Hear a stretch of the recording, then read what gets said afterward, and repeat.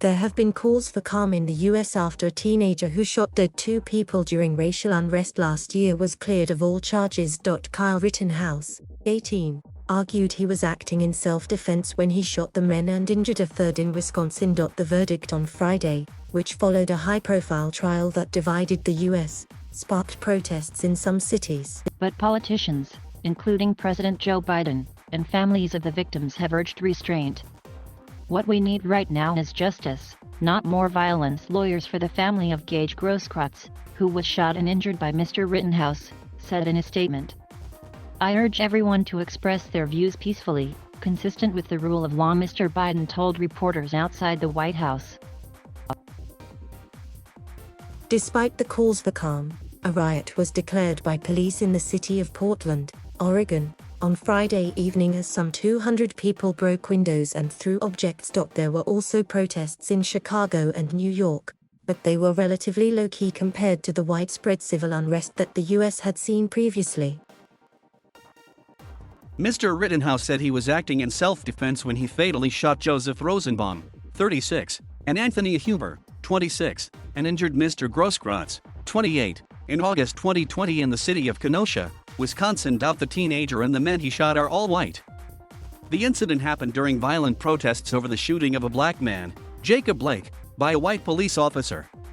Jacob Blake's uncle was outside the court when Mr. Rittenhouse was acquitted. "We're going to continue to fight and we're going to continue to be peaceful. Let freedom ring," Justin Blake said. Mr. Huber's family said the verdict sends the unacceptable message that armed civilians can show up in any town, incite violence, and then use the danger they have created to justify shooting people in the street.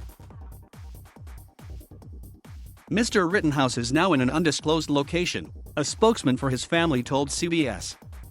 "In this whole situation there are no winners. There are two people who lost their lives and that's not lost on us at all," they said. The verdict has prompted strong reactions from both sides. Derek Johnson, the president of the civil rights organization NAACP, tweeted that the verdict is a reminder of the treacherous role that white supremacy and privilege play within our justice system.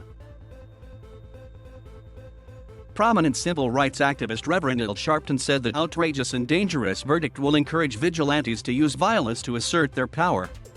"These continue to be dark days for black people killed at the hands of people that believe our lives do not matter," he said in a statement.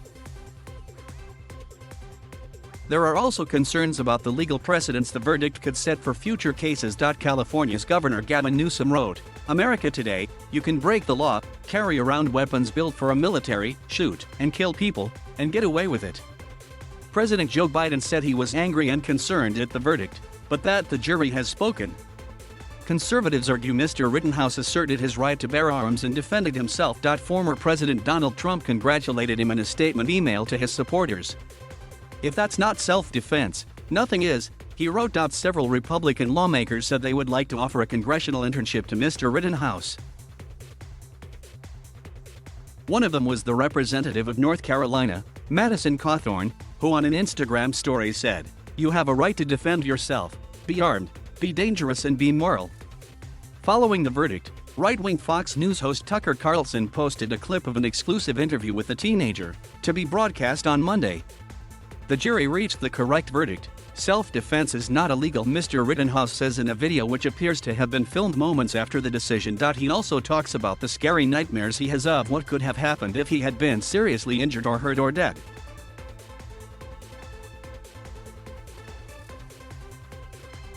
Thank you for watching. Please subscribe.